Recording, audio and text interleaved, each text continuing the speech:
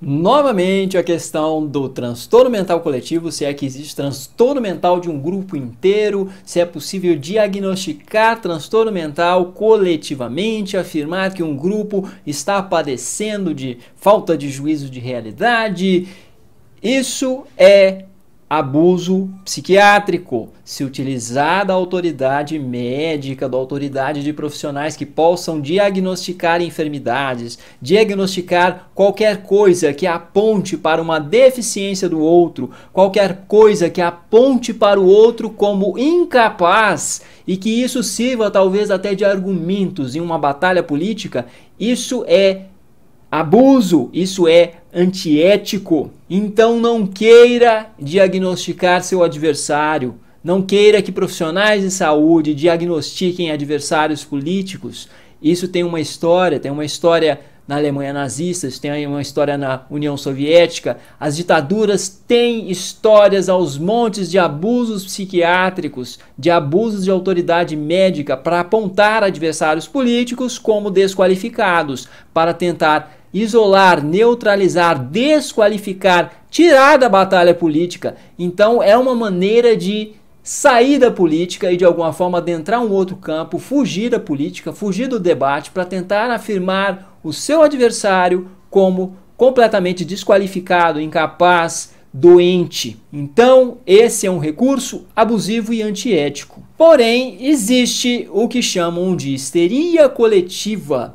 E no caso da histeria coletiva, ela é muito bem localizada, ela não diz respeito a grupos inteiros, a grandes grupos ou a pessoas que pensam de determinada forma. Não diz respeito a isso, não diz respeito a você rotular, que é exatamente isso que algumas pessoas desejam, rotular grupos adversários ou grupos que pensam diferente, que têm outras ideologias, como doentes. No caso da histeria coletiva não se trata disso, se trata de alguns grupos específicos que de repente começam a ter comportamentos bizarros, muito desviantes, que destoam completamente de um determinado segmento, de determinado grupo maior. Então é observado na história, é possível observar em vários momentos esse tipo de comportamento coletivo desviante, destoante, principalmente relacionado a algumas enfermidades que essas pessoas parecem apontar ou alegar. Estou sugerindo alguns links, leiam os links, vocês vão observar que existem relatos de histeria coletiva em vários momentos da história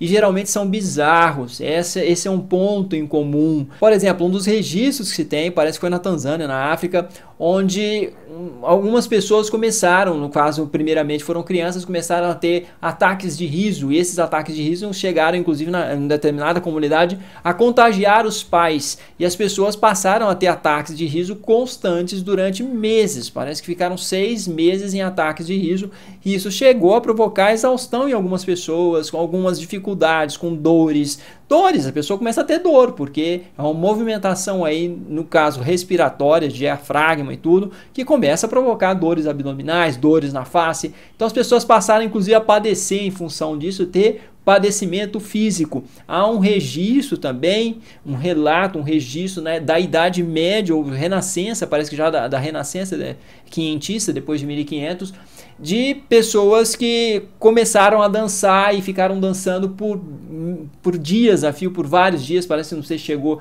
a 15 dias, um mês, mas algumas inclusive chegaram à exaustão, algumas chegaram a ter, não sei se ataque cardíaco ou coisa similar, porque eram menos capazes para aquele nível de movimentação. E tudo teria começado sem música, sem nada, com uma mulher que começou a dançar assim e outros começaram a imitar, simplesmente. Também há registros de pessoas que começam a apresentar uma série de sintomas sem causa aparente, sintomas que não fazem muito sentido, não tem lógica, muito rapidamente se percebe que esses sintomas estão muito exacerbados. Então, assim, é muito facilmente detectável de que alguma coisa está muito fora da medida e que não está correspondendo a nenhuma possível enfermidade real. E no caso, pessoas apresentando sintomas como náuseas, tonturas, desmaios, e em outros casos até mesmo vômitos, e muitas apresentando esses sintomas e essa reação um pouco em cadeia e contagiante, contudo